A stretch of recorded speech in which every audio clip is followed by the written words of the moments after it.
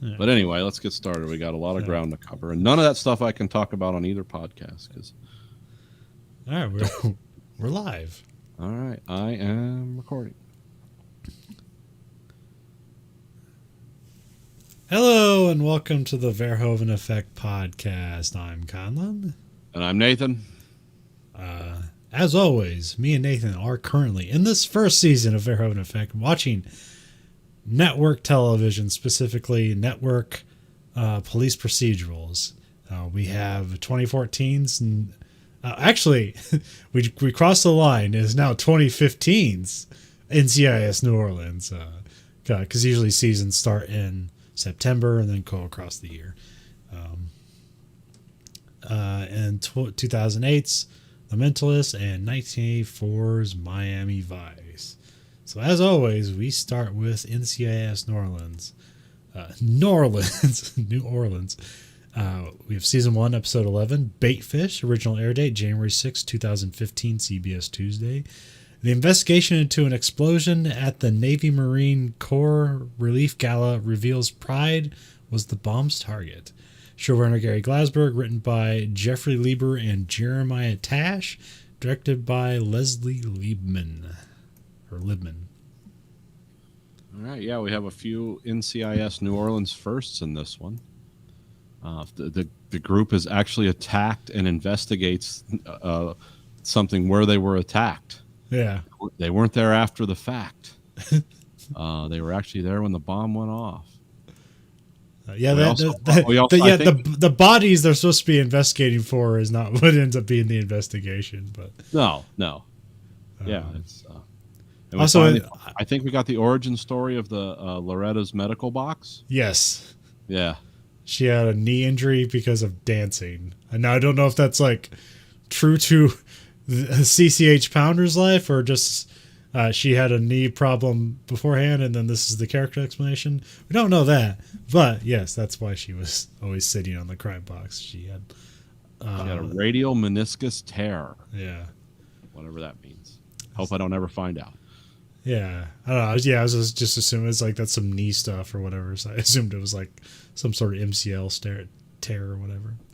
Yeah. But I don't actually know. She's the doctor. And Pride's daughter Laura was at the dance, and Orion was gravely injured because of the result of the bomb. Yeah, although it made it seem like, when they explain it later on, it made it sound like he accidentally activated the bomb and should be dead, but it's not. Yeah, that was kind of. They wrote. Unless he just like chucked the coat from like 10 feet away. It's like, screw this, and then it blew up and killed those two people. But that's not necessarily important. But they did have a practical explosion for this. It wasn't some weird CGI overlay. So yeah, this looked real. Or I guess, I don't know. I've never seen a bomb go off, thankfully. But. No, I mean, this is like what, like in Hollywood explosions, typically how they do it like this is like you fill like a drum with some gasoline, and then it's like it's shaped in a cone on the inside of the can. And then when you like light the gasoline on fire, it makes a huge fireball, but evaporates very quickly. So it's not as dangerous as it looks on camera. It's just a giant fireball. And then you also have like air cannons that's just like launching a bunch of debris at it. And so you combine those together, it looks like a very dangerous explosion, but it's really not. It's just kind of like some fire tricks and then just an air launcher. It's not, but you can make, if you shoot it right, it looks dangerous, but yeah. Yeah. Looked scary in the show. So. Yeah, it looked like the Pride got knocked out for a bit and was like trying to figure out where he's looking for Laurel, so that's what he's worried about most. And they had the weird like post trauma like ringing, and you don't really know where you are, and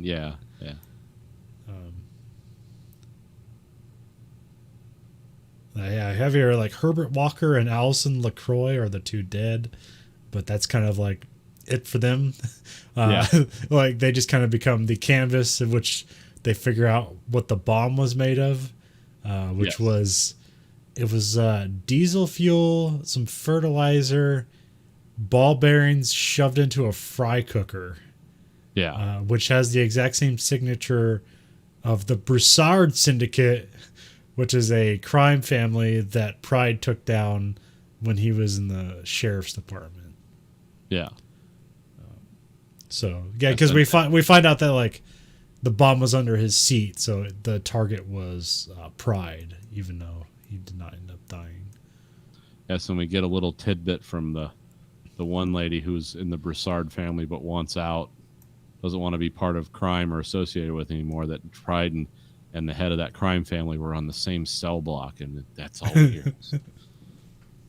Yeah, I was assuming that like it's gonna be like the daughter is gonna be like the secret like she puts up this face that like she's trying to get away from the family, but really she's evil. But that's not the case. She was at face value what she said she was is what she was. So Yeah.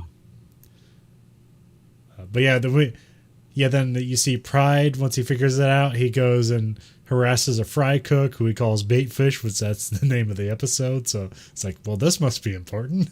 And then that was his old confidential informant when he took down the Broussard Syndicate. And then he put him away anyways because he ended up getting a child killed while just robbing a place. Yeah, well, I had a shootout with the homeowner. Yeah. And the homeowner shot at him and missed, and then when he fired back, it went through a window and hit like a child. Yeah. And so, yeah, then he didn't get arrested for that because that would have been life in prison, but he got arrested for all the other stuff they knew about it. So yeah. Yeah, this is once again the weird world of confidential informants. Yes. Because also like you have LaSalle's informant gets busted, but like they won't let him out. Because LaSalle's like, yeah, we gotta let him out, and then like this is like, and it ends up becoming a lesson of like from Pride that like, yeah, he's like, no, we gotta. This is what happens when you let your CIAs go free, and so it was supposed to be a lesson, but I don't think they let that dude out by the end of the episode. But it may not be a concern. He'll probably be out whenever they need that dude to come back again. But yeah, he'll be back.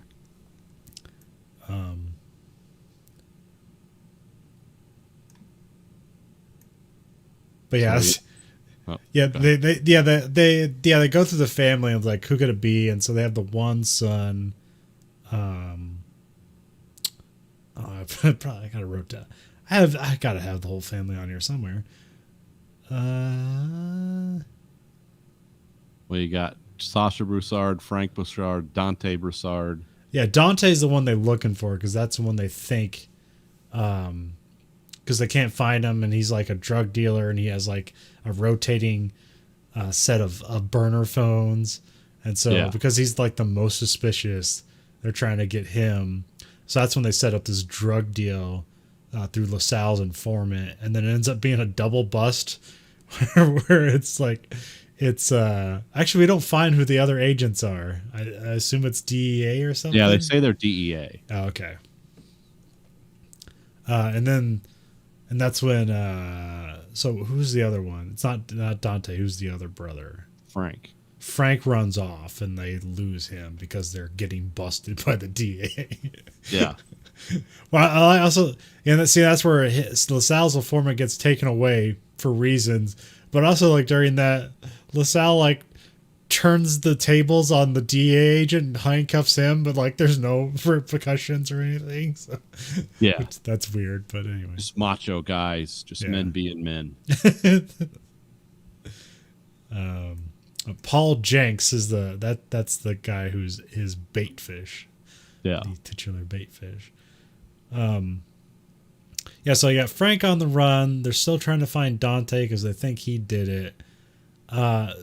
Pride gets a weird call from Jenks, i.e. Baitfish, and then he's like, "Oh no!" Then there's an explosion, which that was because how we know about the explosion. I was skeptical about what actually happened, and that ends up being true because it's like, oh, they got the house, it's burned down, there's a dead body there, and we're supposed to presume that all these people are being silenced, like they know, because that's Jenks was always paranoid about letting them know that he's was working for Pride because like, oh, they'll kill me.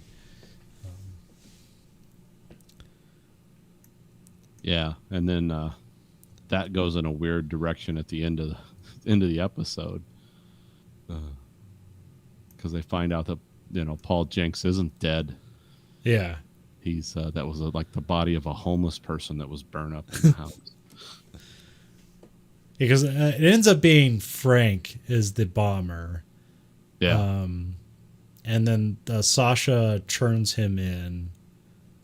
I think right because they get Dante. Oh no, they get Dante doing something at, like the docks, like just I forget what he's doing. He runs away. They catch him. They bring him in doing a drug deal. Yeah, yeah. And then they're interrogating him in like his, and basically he uses him importing drugs as an alibi for trying to attempt to. Yeah, he was in Florida getting drugs off a boat. It's like, yeah, I didn't plant that bomb. I was in Florida getting drugs off a boat. That was fun. Yeah, I thought it was funny. I'll go to jail for this, but not for that. Yeah, that's an easier rap than murder, premeditated murder. And then like Orion is in the hospital and Pride has to kind of constantly check in at the hospital, and at this time they do it like he sees like the motion tracking bear, which was at the warehouse where Frank was, and so that's where he puts together that like how the bomb worked was this motion tracker, and so that's how they pick up Frank and put it on him. But then there is a bit of an afterwards where we find out that there's the body. They find out it's like the dental records don't match Jenks, and then we cut to like a hotel where Jenks is like doing something with his hair, trying to look different, I guess, or something. Yeah, I think he's putting dye in it or something. Yeah, and then there's like a slight knock at the door. He opens it up, and it's just a bag full of cash, and he's all happy. And then like I presume like either this character will return in an episode this season, or it might be a character revisit in another season. But we'll see. Yeah, and this note on it says more soon. Yeah. So yeah, like are we to presume that Jenks was building the bombs the whole time and then like they just pinned it on Frank? No, it's the daughter. Oh, it's a daughter? Okay. I think so. I mean, I can only assume, like, because she projected innocence and like a willingness to cooperate with the police, but maybe she was just trying to get her more out of control brothers, off the board. Oh, okay. I mean, that's what I'm thinking. It could be totally wrong. Yeah, that's what I thought at first, but then I reversed that towards it. But actually, that makes more sense. For some reason, I was thinking, because is their dad still alive in prison, or did they die? They said everyone in this picture is dead except the children, so it's got to be okay. one of the children, and they right. circled the girls, the two boys. And okay, yeah, then that makes sense.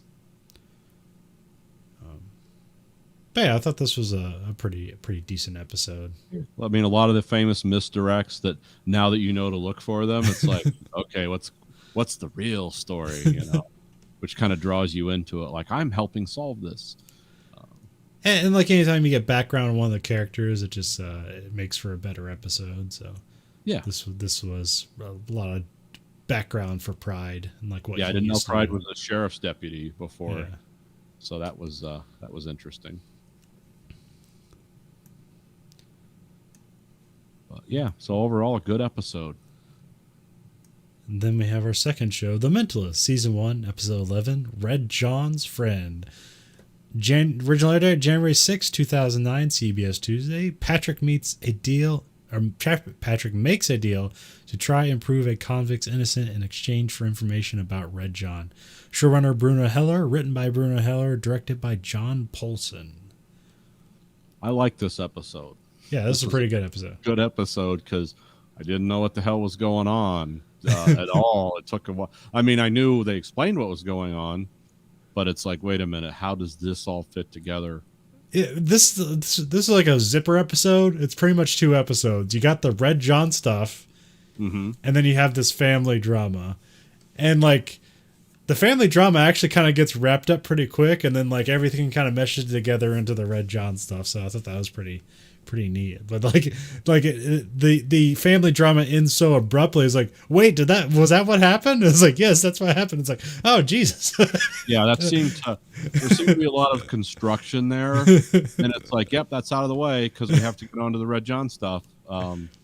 But it was still good. It was just they had to cram it into 43 minutes. So yeah, it starts with a house raid, and you see him like raiding the door, and you see like the door is locked, and you see the key in the door lock. And there's a dead woman on the bed, and there's a guy who's like trembling in fear. Yeah. And then it just says 2 weeks later, and that's the guy who was in prison for murdering this woman. And then he claims his innocence to Patrick Jane. And he says like, and he says that he has information about Red John. And if he gets him out, he'll give him the information. And then Jane's like, this is just a con man. And he's like, hey, a con man can recognize a con man. But then he gives him the information that the press wouldn't know that Red John painted his wife's toes with her own blood. Yeah. Which is a pretty gruesome detail. Yeah, it's weird. This show's got a very dark nature to it.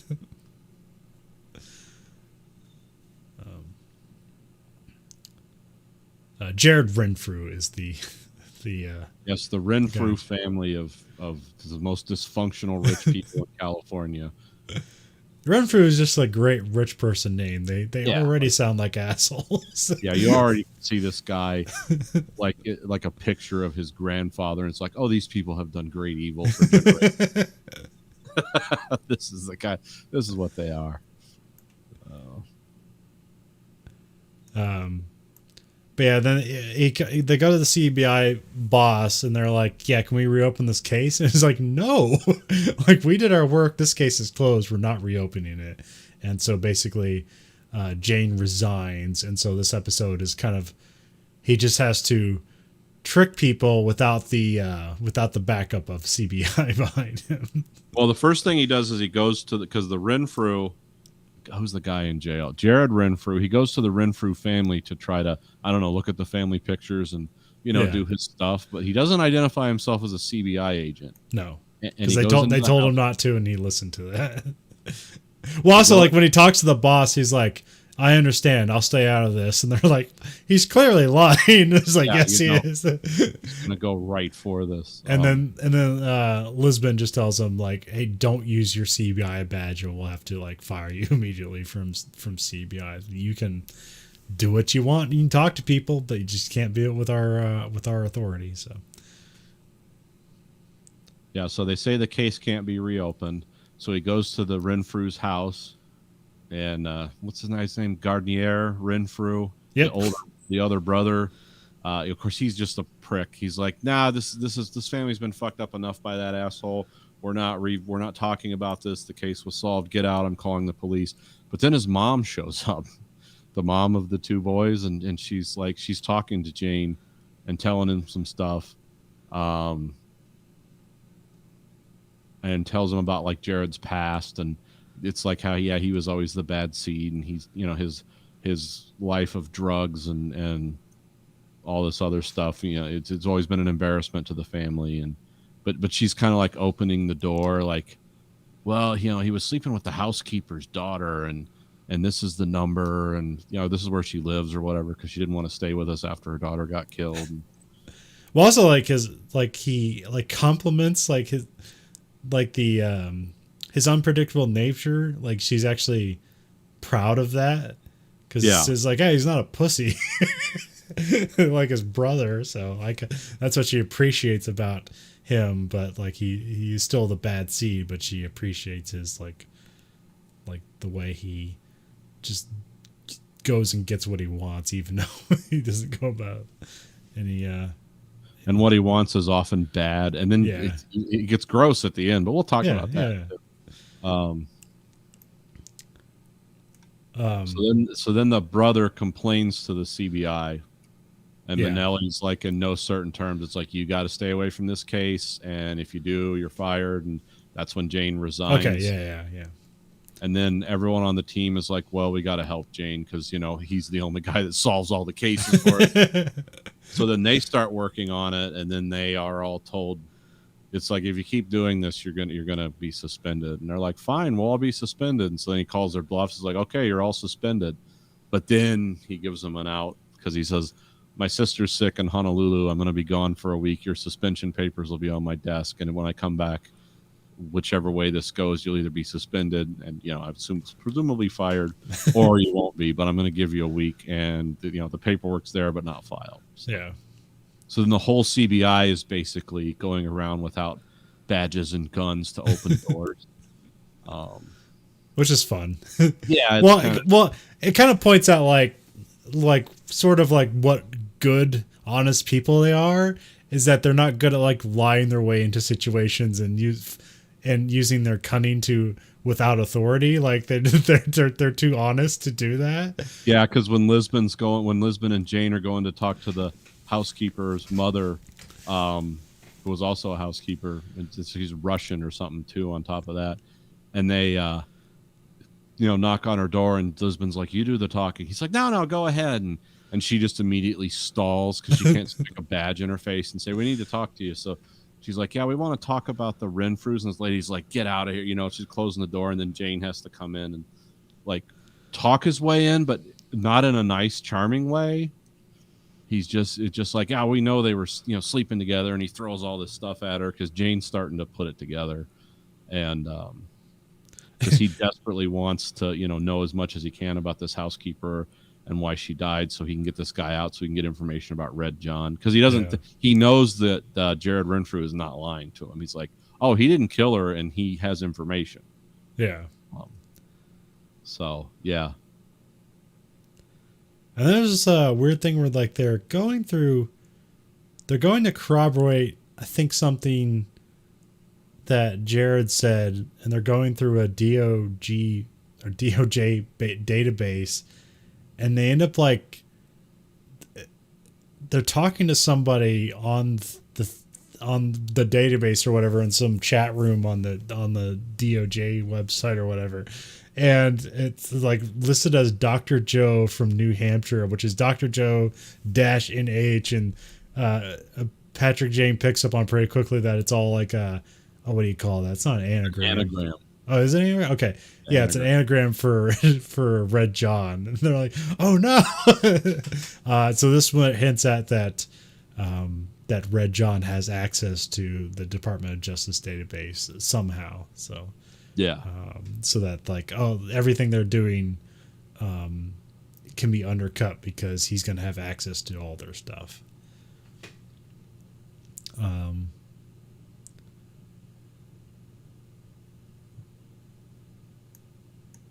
But so then we go. Who's Austin Samsa? Why did I write that name down? Let's see. Was he the guy who died in prison? Maybe. Yeah.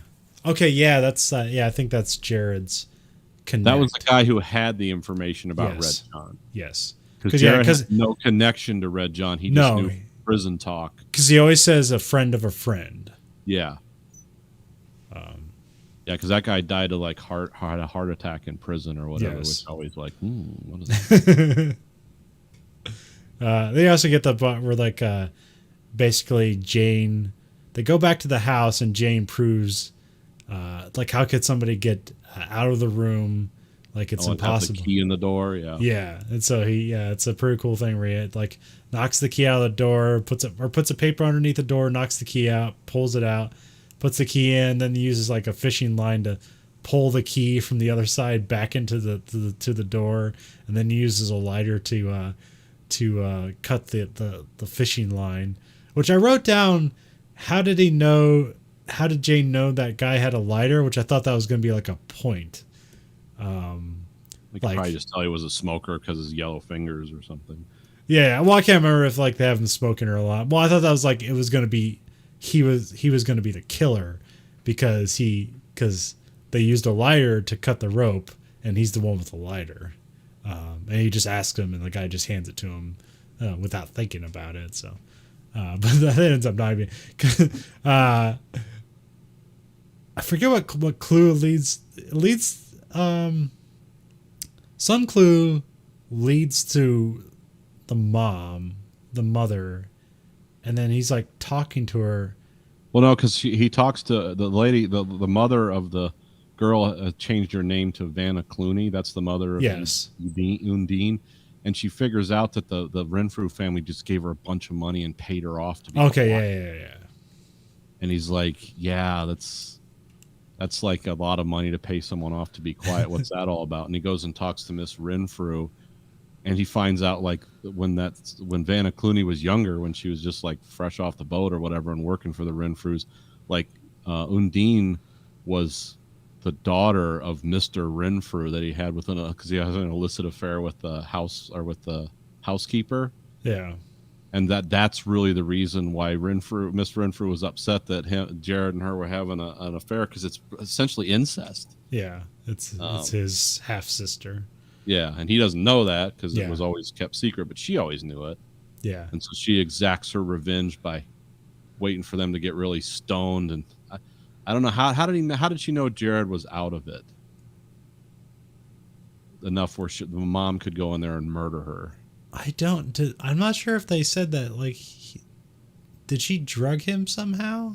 I don't know. I can't remember because I remember when they first meet Jared Renfrew. He says like he was like high on meth and something else. Oh, okay. Yeah, just like meth, huh? Just going right for the jugular. But maybe if you're on meth, someone could be murdered next to you with a knife and you wouldn't know it. Oh, no, I've never done meth, and it's too late to start now. So I'm not going to do that experiment for the show. Well, at some point she just pulls out a vial of Udine's blood, which that's weird. And then they just like show her like killing her. I was like, I missed that completely. That's what that's about. This is the evidence that she killed her, and then like at whatever point she was going to let her son go when she thought that Jared had learned a lesson. Right. Which is super weird, but like it's like, okay, well, that's the case closed. So then they let Jared out of jail, and the CBI is transporting him. And he's like, yeah, I need a burger. And then like they apparently just go to the nearest burger joint, and there is a crowd of protesters that it's like meat is murder. And then randomly, for no reason seemingly, Jared throws coffee at Cho and then runs away, and they lose him. Yeah. But then Jared, at some point, they're all sitting back at CBI headquarters, kind of angry that they let him go, and then he gets a call from Jared, and then they, like pretty quickly they put together like where he is. He's Tijuana. Yeah, and then like he doesn't really give him more information. He's just like. I don't. Does he say like why he runs away? Like he doesn't think CBI can protect him. He apologizes and he thanks him for the work, but he says, "I'm not going to cross Red John." Okay. Yes. That's right. Yeah. And then like immediately, Red John kills him. So yeah. Well, they get like they talk to the police in Mexico, and then the police in Mexico, they show up and serve a warrant, and they find him and the prostitute dead in the bathtub, in a Red John style, where it's just blood everywhere. And there's stuff, the phrase "he is man" or something like that is written on the wall. Okay, that's what I thought, because I wrote it down as "he is Mar," and I thought he was like starting to write something else, but just died. But I don't know. Also, I don't know if that's like a misdirect. Like, did Jared write that, or did Red John write that?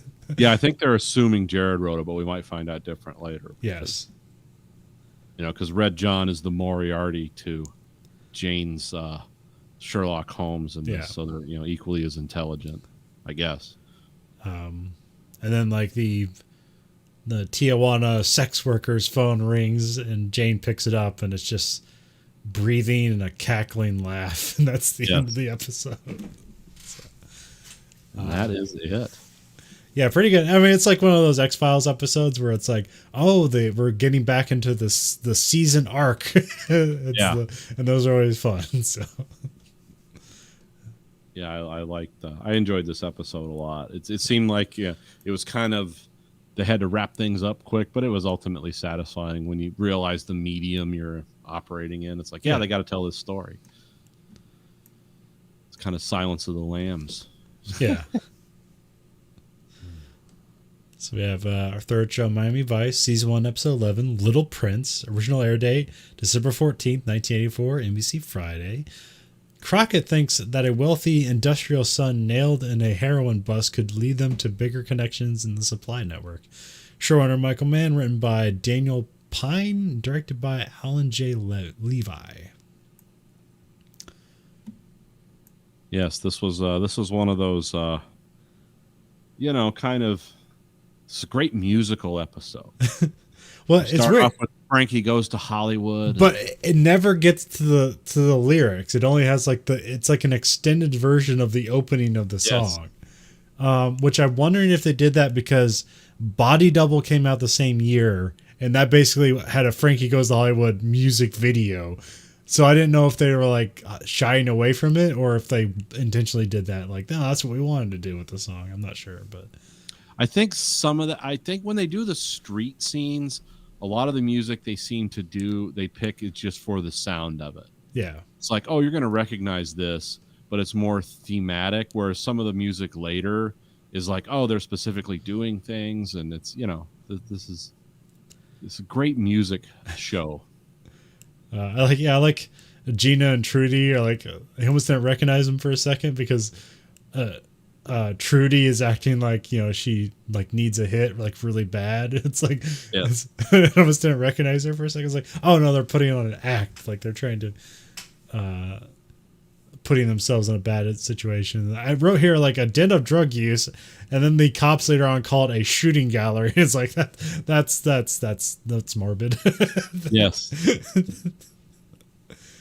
Yep, I've heard that term used before talking about alleyways where they find all kinds of needles. It's like, oh, it's a shooting gallery. Like, oh, they were using this term back then. Yeah, people used heroin back in the 80s too. But yeah, Zito and Switek screw up again, and like, the car doesn't start, and then like they kind of lose they lose Gina and Trudy, and so Crockett and Tubbs hurry up and just take them on one of their usual guys and like beat the crap out of him. Say like, hey, they grab his drugs and say, give us information and we'll let you go. And then they give them information, so they throw the drugs back at him and just hurry up and leave. And then they find the shooting gallery and they get in there and they chase a guy down. A little bit of shootout. I thought it was crazy when Tubbs closed his eyes and shot a revolver, which I can like, that doesn't seem professional, but it's also like it's an actor. Those guns are using blanks, which are usually like 3 times as powerful as normal ammunition. Where it has 3 times and it has like 3 times the powder. There's just no bullet on the end of it. So I can imagine being surprised by it and maybe closing your eyes. And also like it was a small, it'd be loud. There'd be a lot of gas. So yeah, either that or probably close my eyes too. It's like, ugh. It's gonna hurt like a bastard shooting this off on a set. I always remember that like they always give props to Robert Patrick in Terminator 2 because when he plays the T-1000, when you see him like just unloading his Beretta and he doesn't blink. Yeah, and like people are like, oh wow, that's amazing, and they're like, oh yeah, it's like when you shoot a gun and like your eyes must be blinking constantly, and then when I got but shooting at the rifle range with the Marine Corps, it's like I never blinked when I fired the gun. Yeah, that wasn't a problem. I thought it would be a problem, and it wasn't a problem. Like, you can totally fire a gun without blinking. It's not that hard. But I haven't fired anything like I haven't fired like a Magnum or anything like that will make you think before you shoot it. Well, I'll tell you what, shooting a gun in a room or in a car, it's like, oh, this is cacophonously loud. Yeah. Like it's really bad. It's like 10 times worse than shooting it in like an open range or something because all that sound just bounces back. Yep. So, but yeah. Yeah. So yeah, it was kind of a weird shootout. Somebody dies. Well, yeah, like they go to the guy goes out the window and they go up and it's like, I bet there's a fire escape, and they look out the window. It's like no fire escape, and they're like, oh, is the guy dead? But they never follow up. You just are left to assume that's what happened because that's they don't like, show that. That's like the the dark humor of it. It's like there is no fire escape. That guy just left to his death. After being shot twice, yeah.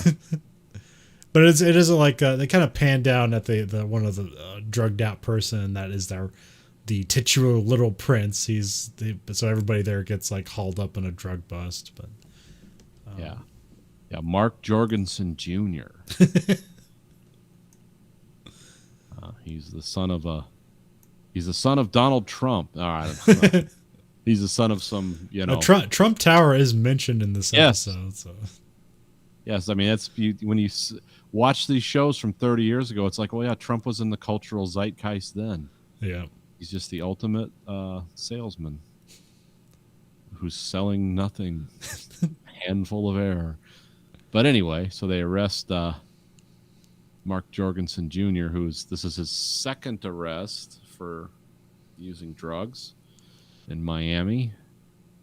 And so what's interesting here is that like Crockett has no sympathy for him whatsoever, but Tubbs does. Yeah, which is kind of weird. Yeah, and it's a logic I've never heard, because Tubbs is like, yeah, the downtown junkies, he's talking about poor people and stuff, like they're always sad because they're you always know, like, well, they're going nowhere and they're just trying to escape something. But the guys who have everything, what he called the uptown junkies, they're even worse because they're just hiding from pain. They don't need this because their life is horrible. They need it because they're hiding from some kind of pain in their life they can't control, which is implied to be like their father or their upbringing or something, which in this, it does play out in this very clearly. Yeah, and we cut to some polo because that's what rich people do. Yeah, which is a game I don't understand at all. Nope. I never will. Yeah, it just seems like an expensive way to play racquetball, or no, what's that? Croquet. Yeah. Put it on motorcycles. Like if the guy on the front drove and he had a passenger on the back that was to hit the ball, then it might. But that'd be more like demolition derby with motorcycles. And who's the guy that like he pulls Mark off the horse? Is that his dad? His dad. Okay. Yeah. Mark Jorgensen Sr. All right. And who is Mary, like his stepmom or something? Or yeah, something like that. Okay. He does mention in the end of the episode, like, when your mom died, I wanted to raise you better than this. Yeah, because at some point I thought Mary was the sister, but then like they mention her full name. It's like, oh, she's not a Jorgensen, so it's like, oh, it must be like a stepmom because they mentioned that the mom died. Yeah.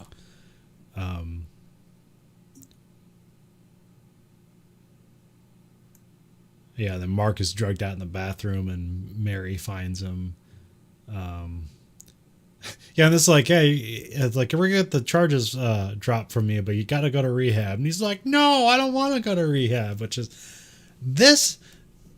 I don't know anything about the world of rehabilitation, but this is like a super privilege for rich people, right? Rehab centers, because like, can you be like a normal person and go to rehabilitation? Like, I know you can, but like, you can't be a normal person and pause your life. Like, is there things that are like keeping like, like, oh, you don't have to pay your rent while you're going to rehabilitation. Like, you can't work. It's like, what goes on there? Like, how does your life continue when you can't live your life? If you've ever, Jorgensen would go to like Club Med for rehabilitation. Yeah. But what normal people would do is, you ever seen that? Remember that movie we watched, Clean and Sober? Yeah. Where it's like, well, you can be in here until your insurance runs out. So you're essentially like off on medical, because like I could go to rehab. I think Ford pays for 6 months, and my family would get a certain stipend of money or whatever while I was in there. But then once the 6 months is over, well, you're either sober or you're not, but your insurance has run out. Because that was always the thing in Clean and Sober. Everyone in there was just waiting for their insurance to run out, and then they'd be back on the streets doing coke or whatever. So yeah, that's what normal people would do. Would be like the what's that actor's name? Michael. Keaton. Yeah, Michael Keaton, and a very young old Morgan Freeman. Yeah.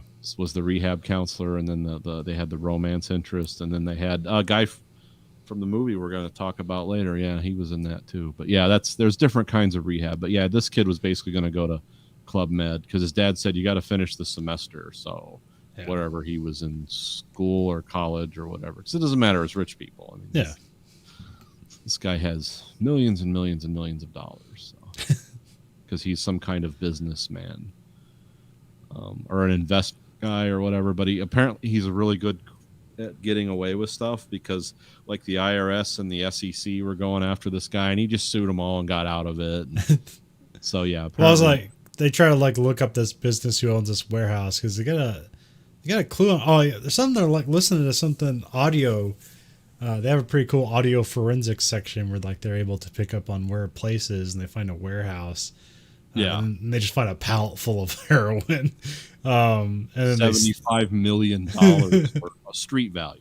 Yeah, like, but they're the wholesaler, so it's only worth $5 million. But like once you cut it up on the street, then it'd be worth $75 million. But yeah, so they sit on the warehouse, and Crockett's trying to find like who owns this warehouse, and it's just like a bunch of shell corporations that no one will answer to. So yeah. Yeah, it's basically like they find out like the last thing is like, oh yeah, it's this company out of Bimini. Oh, well, who owns that? It's like, well, we can't really access records there. That's why people do offshore stuff because like it's really hard to get records off of those little islands of corruption that just exist for businesses to incorporate there. Yeah. Which you think, well, that's an old thing. They're not doing that anymore. It's like, well, they're still trying to pass laws against it unsuccessfully. So they have the stakeout, and I believe is it Van Halen that's playing? I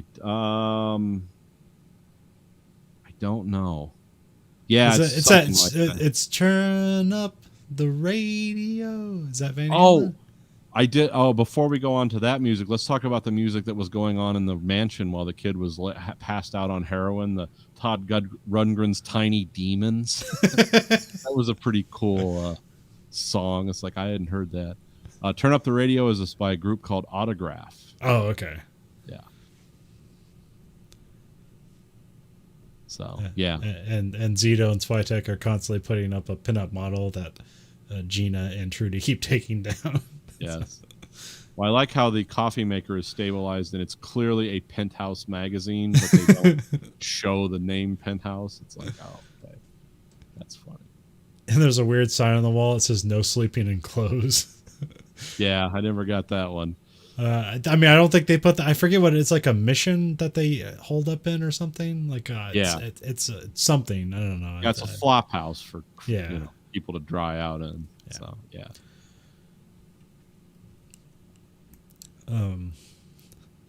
Yeah, so they're just like waiting. I like how there's just a bunch of people just illegally dumping things in this dumpster. It's like, oh, I don't want to use my own tag and bag things. I'm just gonna throw it in somebody else's. And it's just areas just full of transients and but eventually like some people show up and it's like, oh, I think something's going on, and then you have Zito and Switek just pretending to have a conversation and then turn around, pull a gun on some guys, security guys. And they're like, shh. But yeah, this is where you find out that Mary is running the elders. Is it Mark? Her husband, Mark Jorgensen Sr.'s. Senior. Yeah, this is she's running the drug side business for Senior. Because he's a businessman. It's like there's a lot of money in this whole drug business. Like, let's get in on that. Yeah.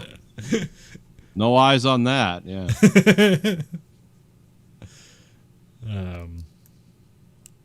So Mary gets busted and she just keeps asking for a lawyer while Tubbs is driving her. And then she has just this weird recollection of like getting processed through at the police headquarters. And it's like, oh, it's like a series of interviews. It's interesting. This whole time I thought like she had a weird energy and I thought she was going to kill herself, but they do that for her. Yeah. And what's really sad about it is like his stepmom, Mary, who's, I don't know if she's naive or she's just kind of lives in her own little world, but she was the only one who was ever nice to the son. Yeah. Like, you know, but in a motherly way. There was no sex vibe there. She was just like, she felt bad for him. Well, I mean, the dad didn't really care about him. He's just like, anytime he screwed up, he just looked at him like, it's like, why do you have to keep screwing up? He had no sympathy for him. He's like, hey, if you just didn't screw up, I wouldn't love you, but I wouldn't be disappointed anymore. So anyway, Dad has the limo driver, I guess, suicide Mary. And then the cops bring Jimmy Jr. to the scene of the well, also crime. like, well, Mark, the junior is talking to her and he's like, yeah, dad's going to set you up and like, you're going to take the fall for this. And she's like, yeah, that makes sense. You know, he wanted her to have emotion about it. And she's like, oh no, this is practical. You know, it's like, you know, your father. But they don't think she can stand the heat. So they have her killed and staged as a suicide. Yeah.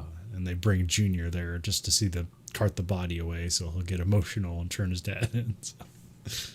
Yeah, and then, because Crockett and Tubbs, they bring him down to the scene, and you know his stepmom's obviously been killed. You know, they're saying it's a suicide. She's obviously, it would be a really convenient suicide. Yeah.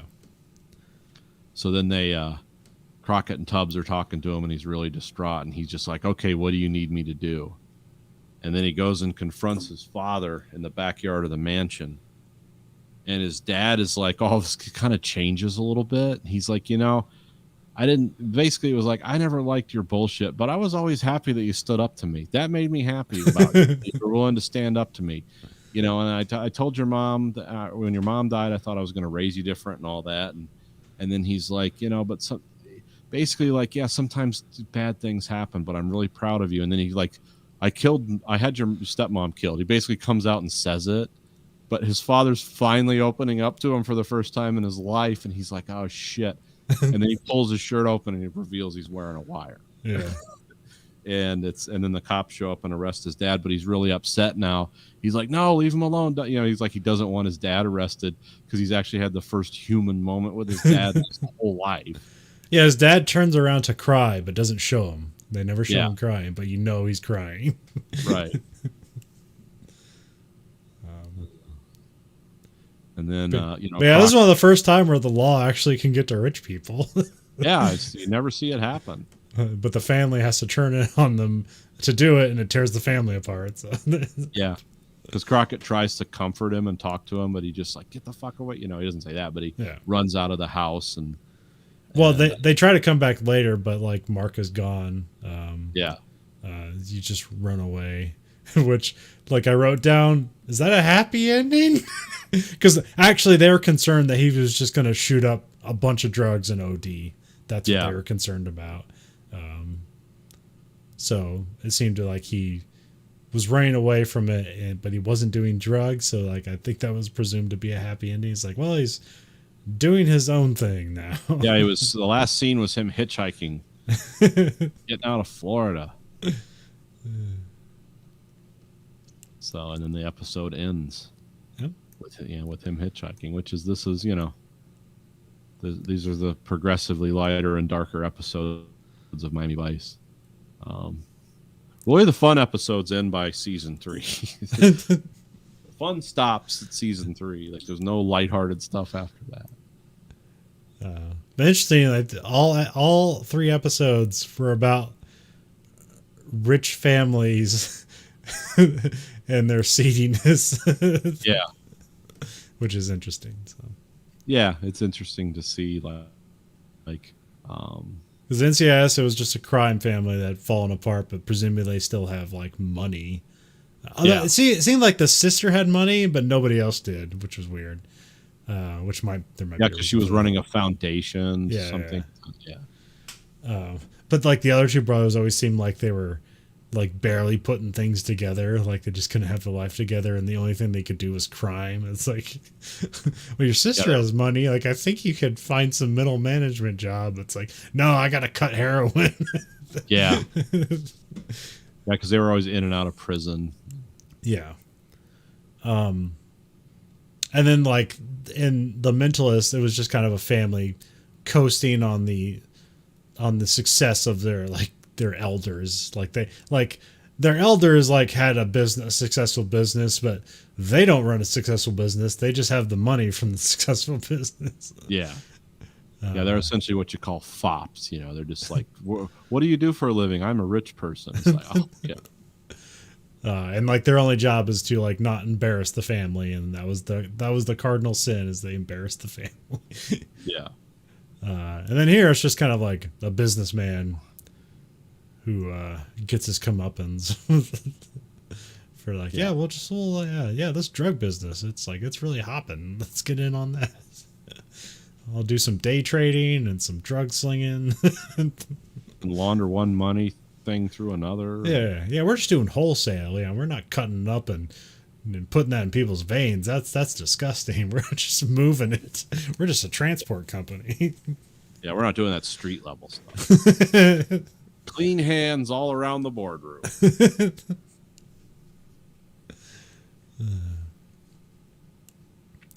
Well, if you've liked what you've heard, and how couldn't you, you can find this podcast.